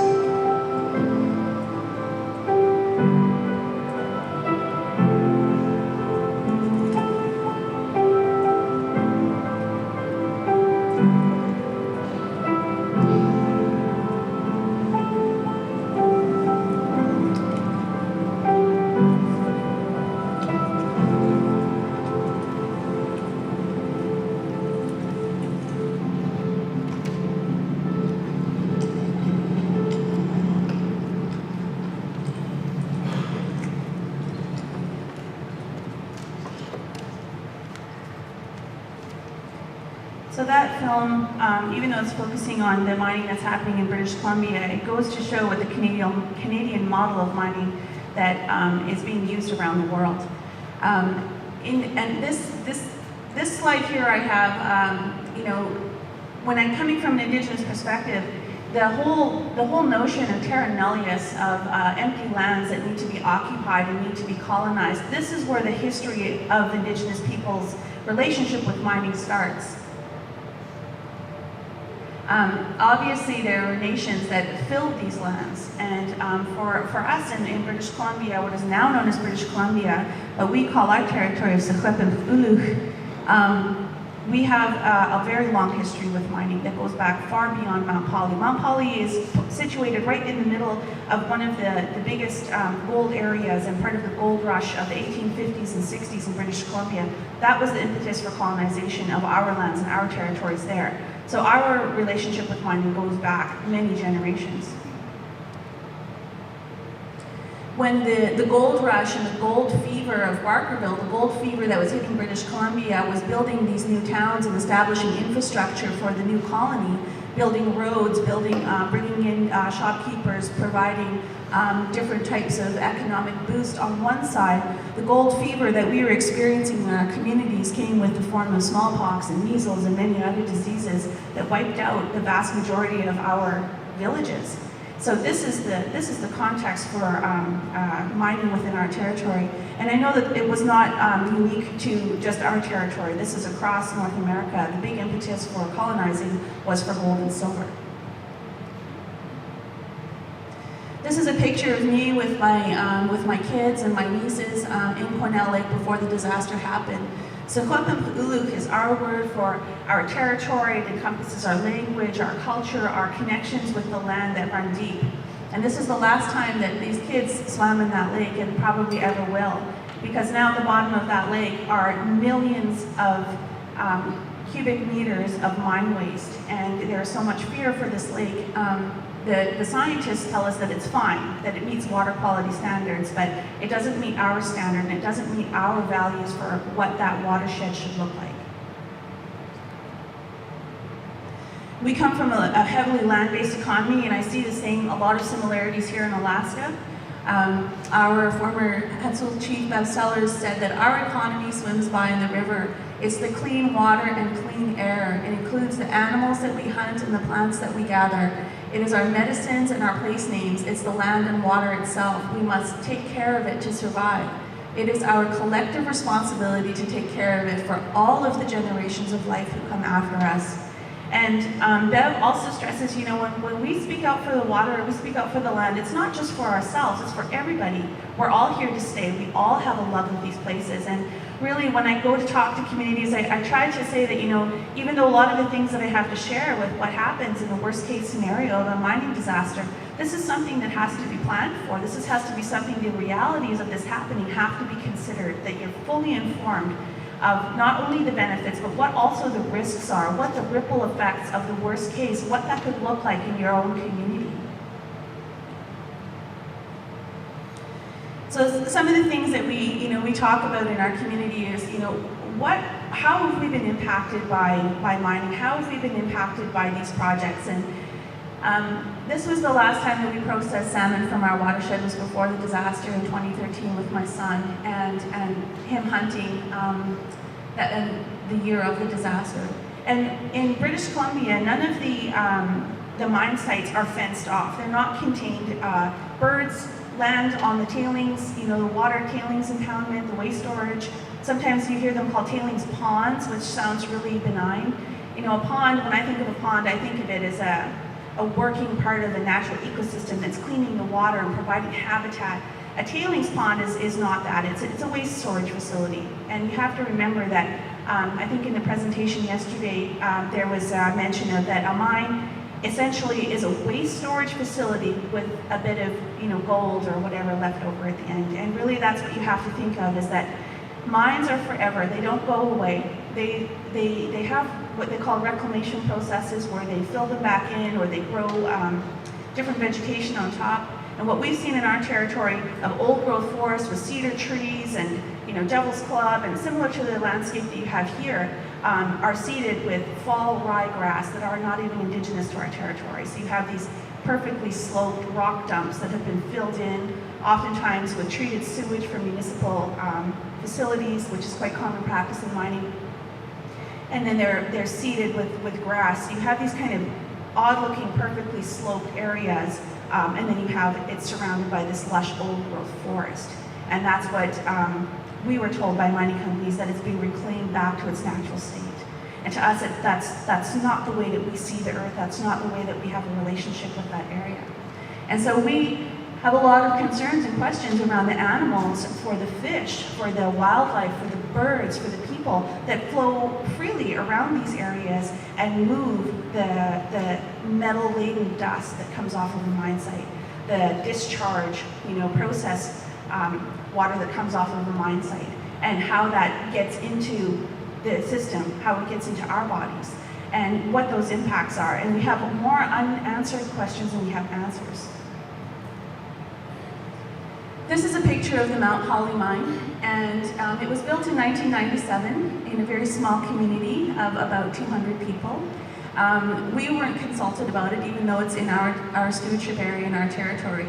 And the tailings facility here was said to last forever. It would last in perpetuity, and I heard that a lot yesterday. In perpetuity, forever. That is, as Chris Zimmer said in the video, a hell of a long time. And forever is very, what happened out at Mount Holly has now become a blood inheritance of my children, my bloodline. This is part of their identity now. And that is something to very seriously consider, of what it is that you are going to bring into and allow into your community with all of the risks considered. If you look up my name, Jacinda Mack, if you Google me, you will see pages and pages and pages of my name, Jacinda Mack, Mount Holly disaster. Jacinda Mack, Mount Holly disaster. That has become part of my identity, even though that is not something that I wish for myself. And I go out and I speak at events like this because I think it's important to be going into something with your eyes wide open and to be asking hard questions. What is the worst case scenario? What would happen if this happened? When this happened, it was the shining example of all the best technologies and practices that mining had to offer, and it failed in 17 years of operation. And because, of many different things, human error, presentation yesterday that said, accidents happen, human error, it's complicated, constant monitoring, there's high risk. In this area, you would have the acid rock drainage as an issue. That's very serious. Sulfuric acid, the same as battery acid. In the South Plateen Nation near us, they were trying to explain to their elders what that was, and they said, well, it would be like having car batteries in the river along the beaches where you fish, where you gather. Is that okay with you? And the elders were unanimous in saying, no, that's not okay with us, because that would be an acid-producing mine as well. And so relating these issues in a way that people understand them is also very important. In my experience dealing with the mines in our territory, oftentimes our people were silenced, or they were kind of left out of the discussion. There was no dialogue, there was no back and forth, because it was very scientific, loads and loads, stacks and stacks of data, 30,000 page reports of scientific data that we couldn't understand. And we were told, well, you were given the information, you didn't say anything, so we assume it's okay. This is the Canadian model. This is how Canadian mines have been operating in Canada. This is what Canadian mines have been exporting around the world. So what is the true cost of mining? We hear a lot about the benefits of mining, and when we hear about the costs, it's like, oh, well, we're going to buy locally, we're going to do all of these things, but what is the true bigger cost? You look at this picture, and I see a lot of things in this picture. So you have, in this picture, you have a 200-ton dump truck. Think of a 5-ton truck. This is a 200-ton dump truck. These things are like buildings driving around. They're huge. The tires are, probably twice my height. $75,000 each. You have hydro-operated shovels. That means you have hydro dams, right? You have rubber tires. Rubber does not grow in our territory. It grows in the jungles. So that rubber came from somebody else's land. You have the diesel that is running these trucks. Maybe that came from fracking in northern Alberta. Maybe it came from somewhere else. What is the bigger picture of what the costs are? We have to think about that too. Who pays for that? Whose territories are those coming from? Those are the questions that we ask when we're thinking about it. It's beyond what the tiny footprint of a mine is, because the footprint ripples into much larger, it ripples out into the world. When the disaster happened at Mount Holly, that disaster rippled out into the world, and those tailings and all of that rippled out into the world and it's loose. There's a reason that those tailings need to be contained, and they're not contained. And there was no mandate from the government to clean them up. So they're still sitting in our environment. They're still sitting at the bottom of the lake. There have been no fines. There have been no charges. Mount Holly recently received an award for its reclamation efforts. And the only thing that has changed at Mount Holly, the only tailings that were removed were in Hazeltine Creek. I'm not sure if we have another picture. Yeah, we were told it was impossible because we did ask, what if there's a disaster that's impossible? We have all the best experts on site. This happened in less than 20 years. There was no disaster plan because it was not required by law to have a disaster plan. There were no securities put aside for a disaster. You might have heard some talk about bonds yesterday. Bonds are for reclamation and closure. They're not for disasters. So who pays for that? Well, right now, in where I come from, the province of British Columbia, the citizens, the people are paying for that. The company has put in about $60 million towards what they're calling cleanup, but really it was only a re-engineering the creek so that they could discharge and go back into full operation again. As you can see on the left, we have Hazeltine Creek. It was about 4 feet across. It was salmon, fish-bearing, trout, and different types of salmon traveled up the creek. And after, it was about a mile wide on the bottom. It went about 6 miles up the mountain, down the natural drainage. It scoured down to bedrock, the old growth forest, everything in its path, and cut its way down into Cornell Lake, into the salmon nursery. This is a photo of the creek, and when we were going along the creek and when we were looking in these areas, you can see the forest that's been pushed aside. In the mud and the tailings that had dried, the waste that had dried, we saw all kinds of animal tracks, every kind of animal tracks in there. And we asked the company, are you monitoring for wildlife? Are you monitoring for the impacts? And they said, no, it's not our priority. And so we were saying, well, can you build a fence to keep them away from this disaster area? No, it's not our priority. So their priority was to get back to operations to start making money. And what they told us was, if you shut us down, if you kick us out, we're the only ones who have the equipment and the money to clean this up. You want us here, you want us to work with you. And we said, okay, we'll do that. And all they did was to clean this area out to discharge, to go back into operations. Everything else has been left as it is. So there was a water ban that I talked about that, flip-flop back and forth.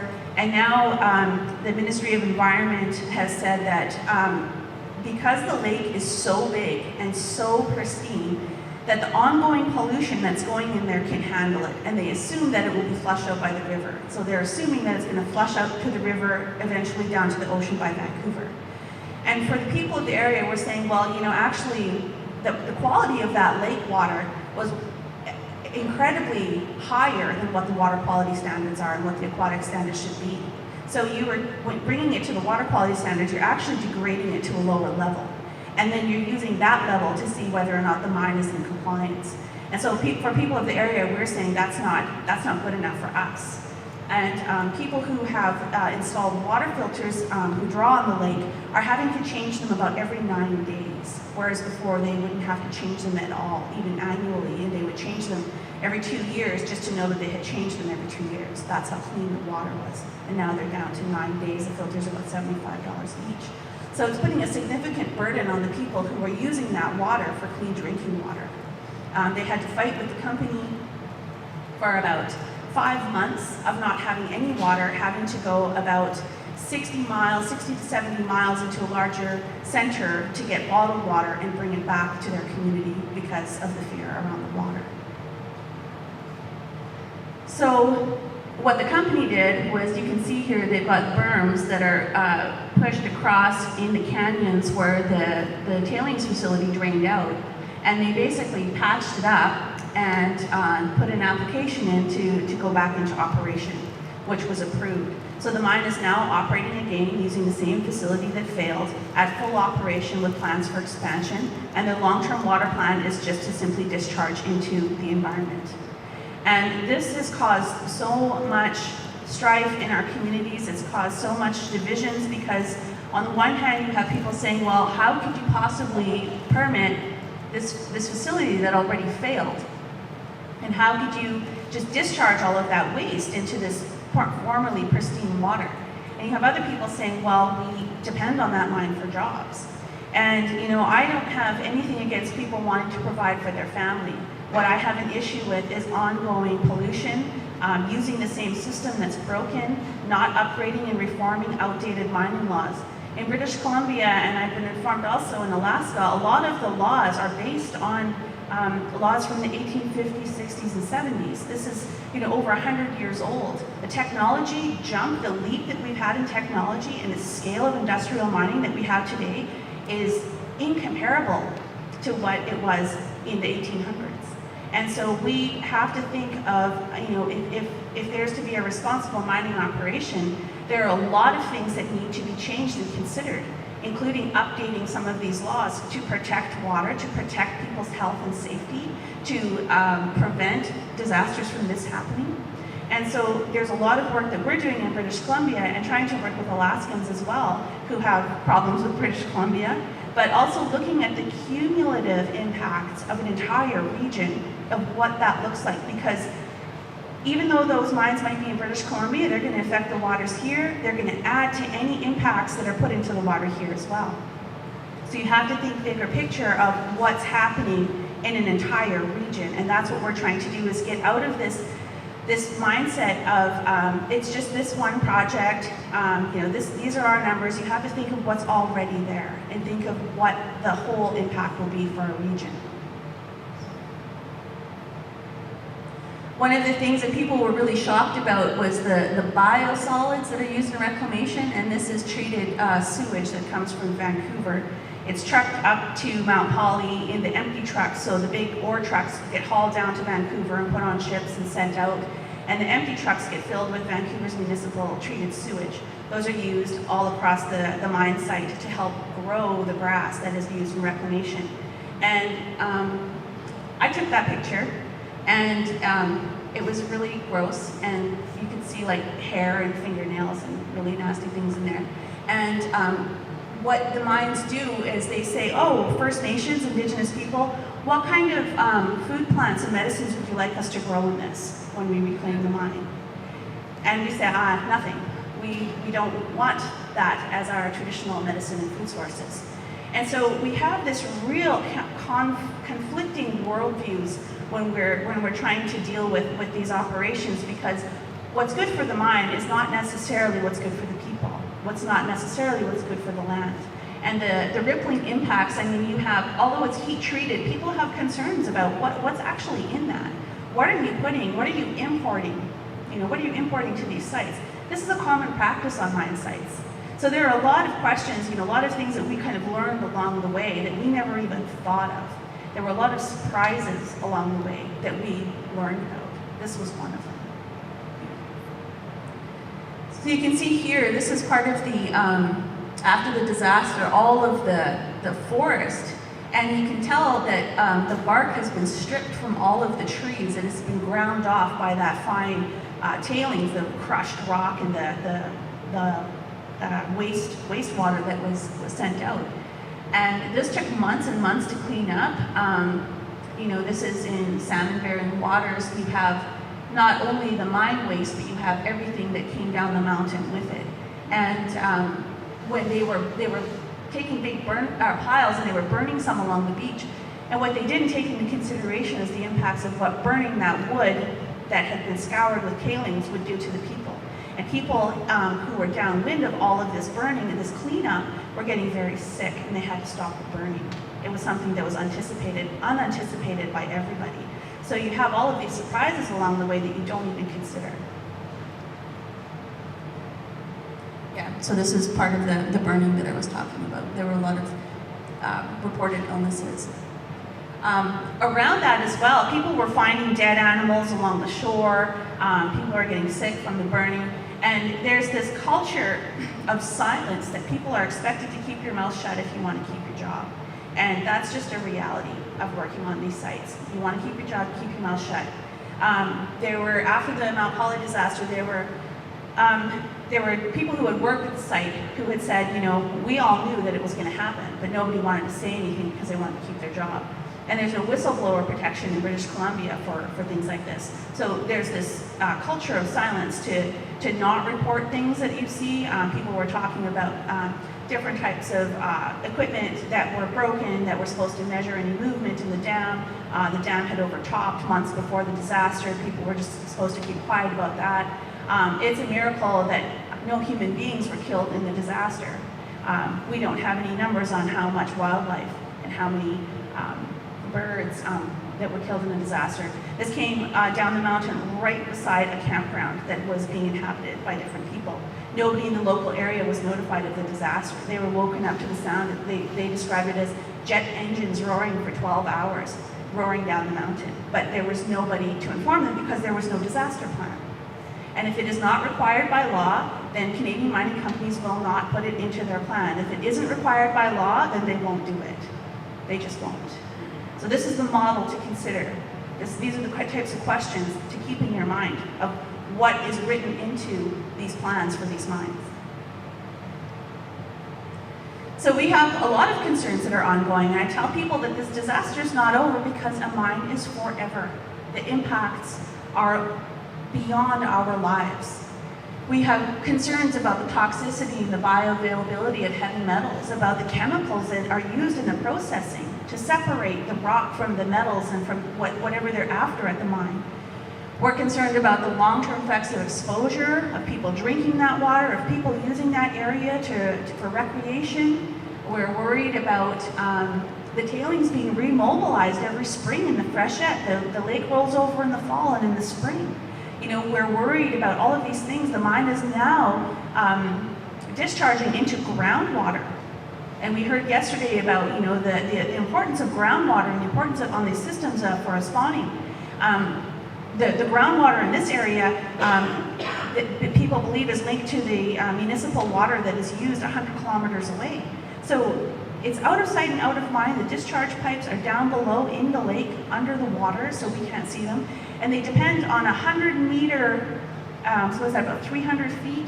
100 meter area to mixing zones. You're using pristine water to dilute this pollution to the point that it's acceptable to meet water quality.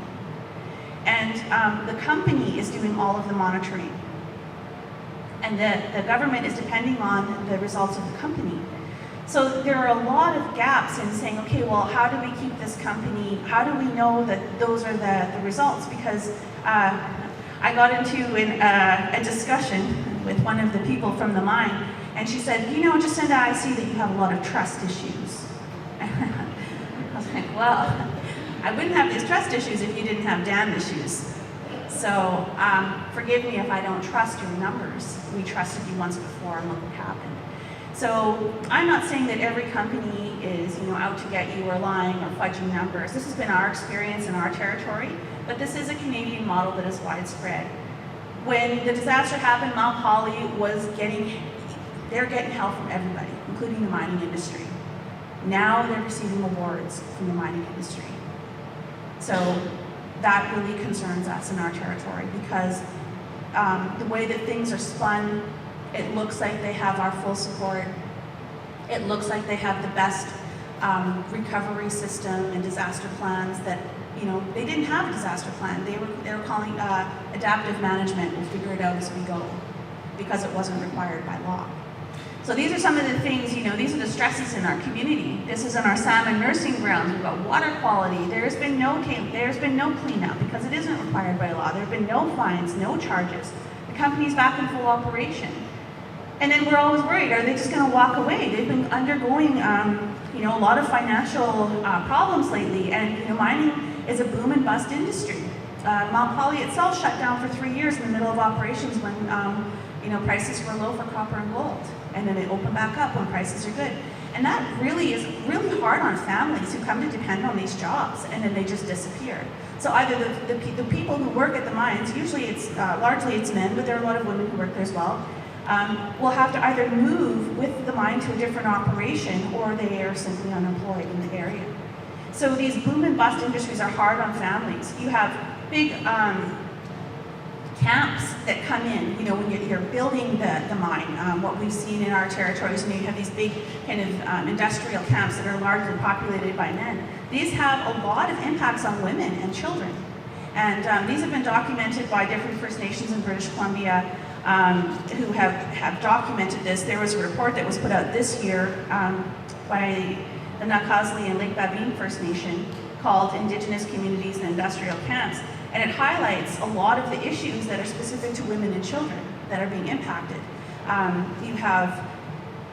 There's a lot more documented sexual harassment and assault. There's increased traffic, increased accidents in the community. In my own community, there used to be a lot of people who used our road through our community to walk and bike, and nobody does that anymore because we've got these great big trucks that are ripping back and forth all times of the day to the mine. And so we've had accidents along the highway, we've had concentrate trucks dump into the creek, we've had a major mine disaster, and because these companies are trying to get maximum production while prices are good.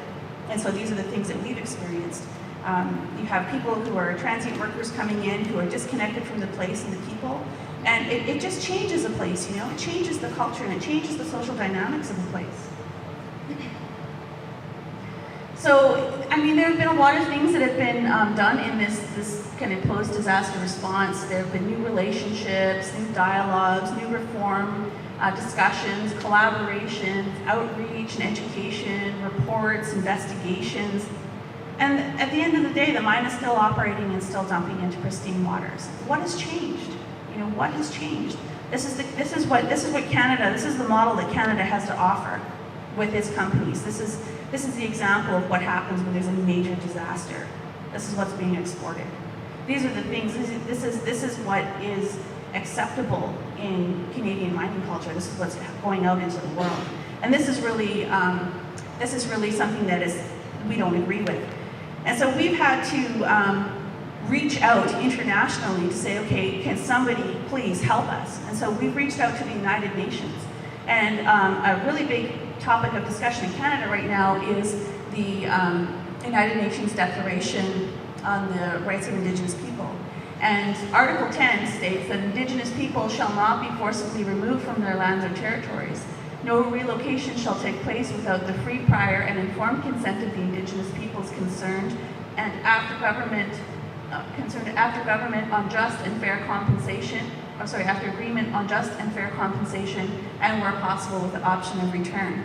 This is the United Nations Declaration in response to colonization and in response to industrialization of our territories. And this is something that we're working on very hard in Canada to make sure that there is not an imposition and a forcible project being pushed through because Indigenous people have this tool to work with. And this is something that is endorsed and accepted by both Canada and the United States. And so we recently had a delegation from the United Nations come to Williams Lake to talk to us about the different industrial impacts in our territory. They brought it back to Geneva, and they were given, Canada was given a mandate by the United Nations to respond within 1 year to these human rights violations. Usually a country will get 5 years, but because of what is going on with the industrial impacts in relation to Mount Poly, they were given 1 year because it is so concerning. So some of the questions that when I talk to people saying, they say, well, what about what's going on here? What are some of the things we should think about?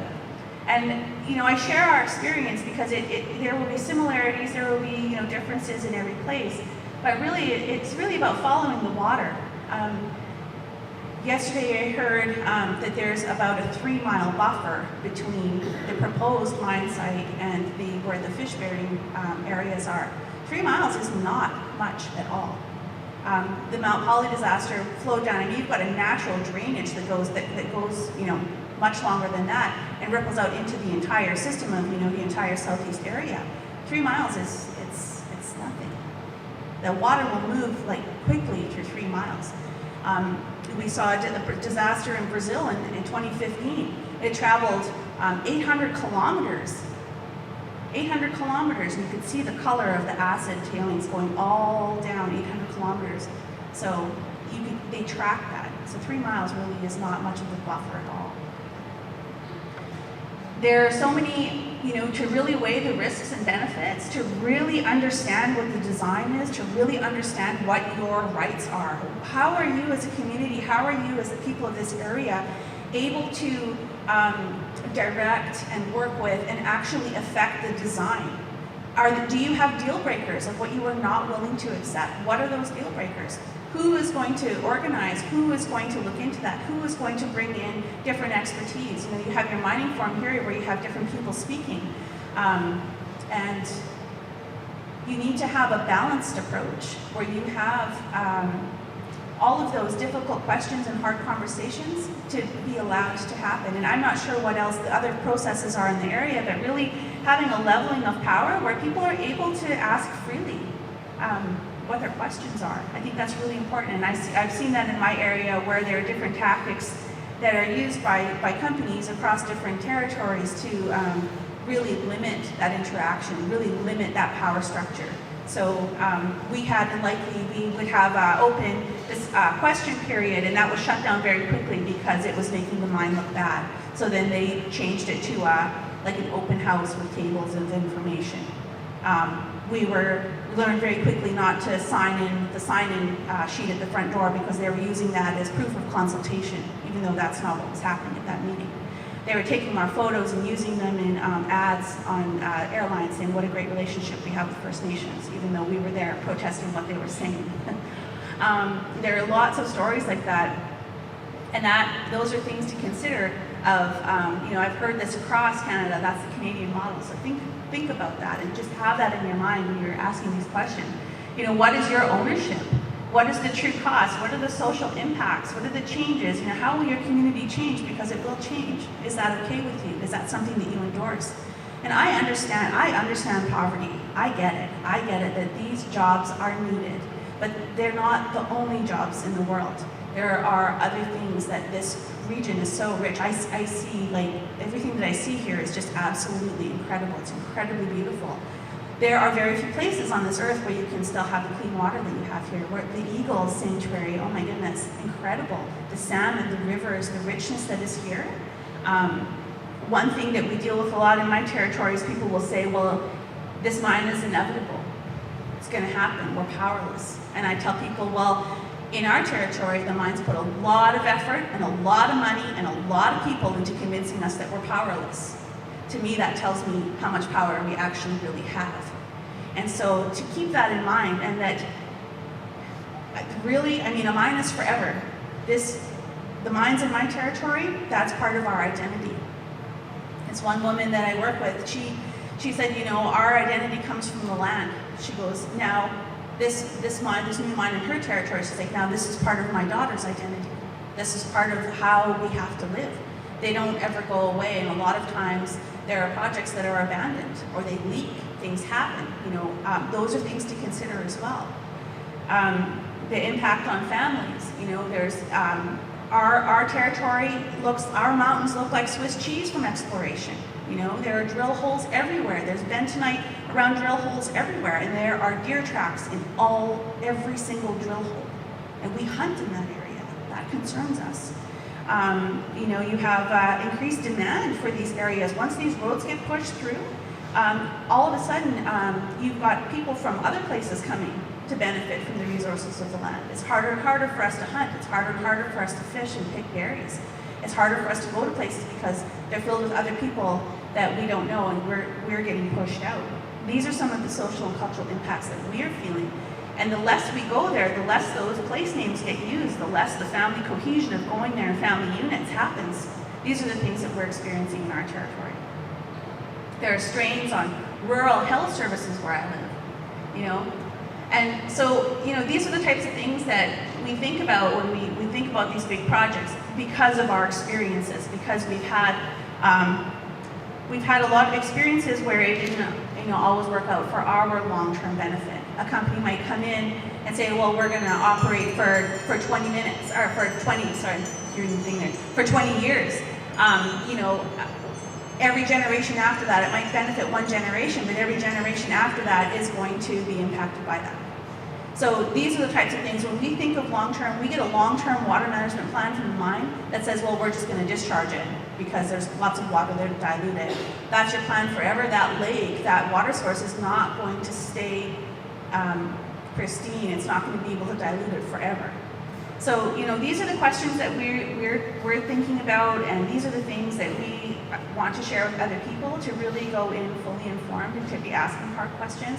And the really thing that we've learned is that our communities can't operate at the pace of industrial business, goes fast, fast, fast. You know, we had 3 people in our community, in our department, looking after this, and we were looking at entire ministries, and, you know, we're looking at multi-million-dollar company who has all of the experts at their fingertips to work for them. And so there needs to be a balancing of power. There needs to be a process that's slowed down so that people really understand. You know, flipping through slides that have lots of scientific data and acronyms that people don't understand, that needs to be leveled. That power relationship needs to be leveled, because we're experts in how we live in our way of life in our area. But when you get into a conversation like that, it's not really a dialogue. There's no back and forth. And so I really hope that today you will ask me some hard questions in the panel, and to think about this and approach me after. I'm here until tomorrow. So if there are things that you would like to talk about, please don't be shy to ask them while I'm here. And thank you so much for having me here today. Good noches.